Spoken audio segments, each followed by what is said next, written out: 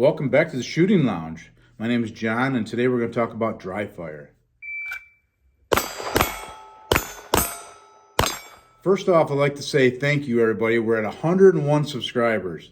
And I think when I started this shooting part of this channel, this used to be an automotive channel, I had 50-some subscribers, so now I'm at 101. And it's awesome. Thank you so much. Today I want to talk about dry fire. So we've gotten our guns, we've gotten our permit, we've gotten our ammo, we've done all that. But what do we do now? I don't know anything about this gun. I don't know how to shoot it. When do I get to the range? How often can I go to the range? Ammo is pretty expensive. How much do I need to shoot? Do I hold on to what I learn? Is it like riding a bike? I learn how to ride a bike and I can always ride a bike. No, you don't hold on to your skills. These skills kind of fade away as you go. If you do not keep practicing and training, you're going to lose these skills. So it's important to keep up on your skills, however that looks. So here in New York, it's winter time.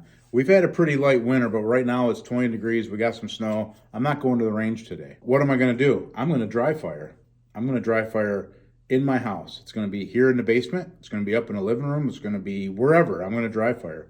So what that means is I'm going to have a gun in my hand and I'm going to learn everything there is about that gun. Here is my Glock 43. It is empty. It has a laser cartridge in it, but it doesn't have live ammo. So here is my Glock 43, my red dot. So when I got this gun, like I said before, I haven't fired a gun, when I was a kid, shot some 22 and some, shotguns and stuff, but that's about it. So I needed to learn everything from grip to how to hold the slide back, how to lock the slide back, how to drop a mag, how to aim it, what it's going to feel like when I pull the trigger, the recoil, what that's going to do, how to focus on my target. Just there's so much to this. How to draw. So I carry appendix. So wherever you carry, you need to learn how to draw. If you're in a situation where you have to protect yourself or your family, you're already behind the 8-ball if the situation comes up, because that other person that is a threat to you has already got the hand up on you. So if you need to draw your weapon, let's hope this never happens. But if you need to be quick at it. You need to know how to do it. You just don't, where is it? What do I? No, it needs to be muscle memory, bam, to the gun, out, and proceed from there. With saying that, that's where dry fire comes into play. So dry fire is shooting your gun without sending any ammo down the range. So it's dry fire. It's nothing. So what it does is it gets you familiar with your gun, knows how your gun works. It's gonna help you get ready for a situation that might come up, whatever that may be. So I don't know what the exact number is, but it's like 90% of the things that you learn about handling a handgun can be done without ever shooting a round out of it. So 90% of what I need to know about this gun, I can do in my home, in my garage, outside, without any live ammo. So that's dry fire. One of the first things I learned was the grip, how to grip your gun. What's that look like when you grip your gun? You got to have your strong hand is around your gun, but not real tight, because you need it to be kind of loose. So when you pull your trigger, you're not jerking the gun around. You're pulling straight back, smooth.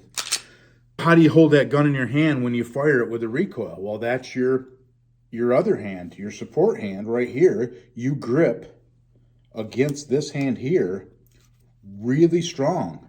So this hand is really squeezing your strong hand, okay? So your strong hand's not gripping the gun super tight. It's on there, holding it, but this hand here is the one really supporting your gun when you fire it. So that's where dry fire comes in. Take your gun up, get that grip. Get that grip. Do this every day. Every day. 5 minutes, 10 minutes, whatever it looks like. Just handle your gun at some point during the day. Dry, empty. Make sure it's all empty before you do this. So you get that feel of that gun high up on the back here. Finger out of the trigger guard. Support hand on your strong hand. You know, there's a lot to this, so you don't have to fire around to learn how to do that. Same with drawing from your holster. I'm going to stand up here and you're going to draw from your holster. So you're going to be right here in your holster. Well, the situation comes up, you need to be able to clear your garment, grab your gun, and present, okay? So that's something you need to do over and over again. You know, just whatever that looks like, just up, out, up, out. So you need to clear your garment. So you need to practice this with garments that you're going to be wearing every day. If you're wearing a jacket, what's that look like? If you're wearing a shirt like this, what's that look like? A t-shirt?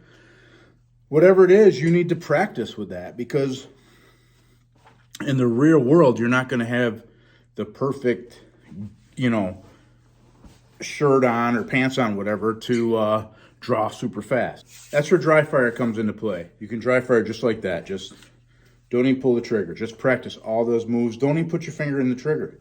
Just all those moves. Your draw, your grip, your moving from target to target. All those things will help you learning how to shoot your gun until you get to the range where you shoot a live round. Then it'll be like, oh yeah, I know up to this point what it's going to be like to have this gun in my hand to fire it. Once you pull that trigger with a live round, then you have recoil. Then you got to get back on your sight. So there's other things after that which we'll go over then. But as far as dry fire, everybody that's a shooter, professional shooter, not even professional, a shooter for defensive tactical reasons, for sport shooting, they all dry fire. They're put it in their schedule. If it's 15 minutes a day, whatever it is, they do some dry fire because you have to do it. You just don't buy your gun, put it in a safe, and wait for that person to break into your house, because what are you going to do? You don't even know if it's low. You don't know anything about it. Just like driving a car, you gotta learn how to drive a car. You just don't naturally know how to drive a car.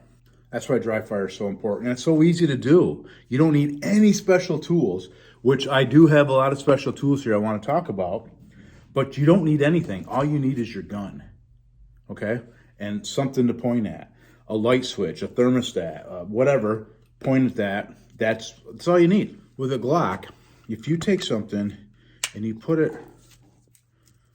stick it right down in there between the barrel and the slide right there, you'll take it out of battery. So look at the trigger. You don't get that click, but you still can pull it. So if you just put something in there, so you put that in there, that'll hold your gun out of battery. Then you can practice shooting that way, getting some trigger pulls, because trigger pulls are important. Where do I want to go with this? So like I said, you don't need anything special. But what I did was, I was way behind on any gun knowledge at all. So I wanted to speed up the process, because that's who I am. So I wanted to learn as much as I can, as fast as I can. So I bought the Mantis Laser Academy. Okay, you put a laser in your gun, which you saw I had one in there. And you have smart targets, okay? So here's a laser. Here's the kit. Okay, it comes with a tripod, a thing to hold your phone, a laser. So this is a laser, goes in your gun, okay? Right there, your firing pin will hit that. It'll shoot a laser out your barrel onto a target like this. It's got these here, so it's a smart target. And what you do is, you hook your phone up on a tripod, you open the app, and it reads your target, okay? So when you back and you shoot and you pull the trigger, the laser will hit the target and it'll read on your phone like you hit the target. So it'll give you feedback on your draw time, your split time, where your shot landed on the target, all that stuff. So that helped me a ton. It was like that was my live fire. So I would dry fire like I'm showing you, getting my grip and my draw and all that. And then I would bring that down here to the basement, set up some targets, and shoot the Laser Academy, and to verify how my shooting was. Am I way off? I don't have close groups. I can't shoot worth a darn. My draw is slow or whatever it is. So I would use that as my live fire. And then when I did go to the range with the gun, I had 2 steps already into that. So then my live fire was like, only thing different was it went bang and there was some recoil.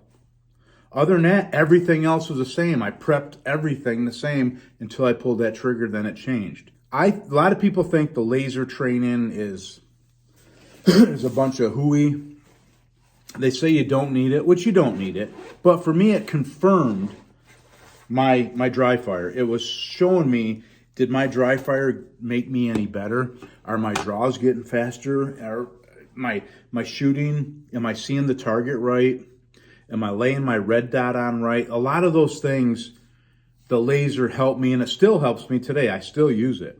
Like I talked before, you know, you take your gun out of battery and you have some trigger, right? Well, if you want, you can also buy a DRYFIREMAG.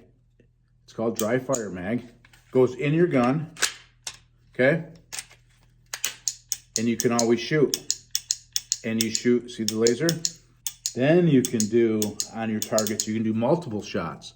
So you can do a bill drill, you can do doubles, and then you can really fine tune your shooting and your grip, which is big. Your grip is big. If your grip is off, you're gonna be shooting off. So this was a little pricey. I forgot what it was for this, but this was new for this gun at the time. But it's well worth it. I've already sent it back because I wore the other one out and they replaced this one. That's how much I've been dry firing. Just to bring me up to speed on how to shoot a pistol, because there's a lot to it and I want to be safe, I want to be responsible, and I want to be good at it. I don't want to be somebody that shot my gun 3 times and I'm carrying around in public. Like, I want to be, that's a big responsibility to have a pistol on you. So it's important. So whatever people want to say about all this gizmo stuff, whatever, it helps. It does help. But you don't need it. I want to suggest that you don't need it because it can be kind of pricey, but just like anything, any hobby can be pricey or whatever. So I just want to be good at it. So that's why I invested in it, and it's really helping. So I'm going to do a video on the Mantis, the Laser Academy, show you how that works. But today I just want to talk about the different parts of dry fire. So there it is. That's my dry fire part 1, okay? Part 1. If you like this, hit that subscribe button, give me a thumbs up. I really appreciate it. All right, guys. Again, thank you. I really appreciate it. I will talk to you guys soon. Keep shooting.